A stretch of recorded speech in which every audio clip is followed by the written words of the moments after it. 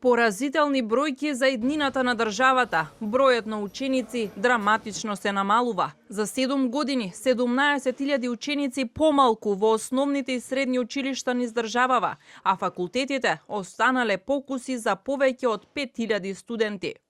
Од Министерството за образование велат овој тренд се должи на иселувањето од државата, како и на намалениот наталитет, но се надеваат дека за јакнатата македонска економија ќе ги врати назад иселениците и нивните деца од диаспората. Минатата година недостасуваа 17.000 кои се иселени во последните 7 години.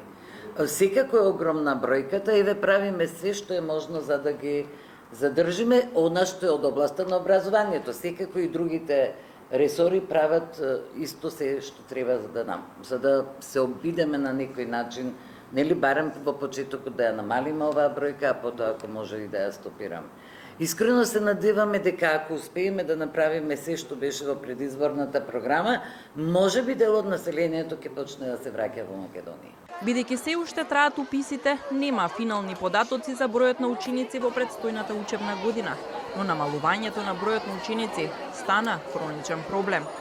Поранишниот директор на Заводот за статистика, Дончо Герасимовски, вели дека за 10 години се затвориле 45 основни училишта низ државава, а голем број региони во Македонија активно се празнат. Во 50% од општината веќе повеќе од 2 децении има негативен природен прираст.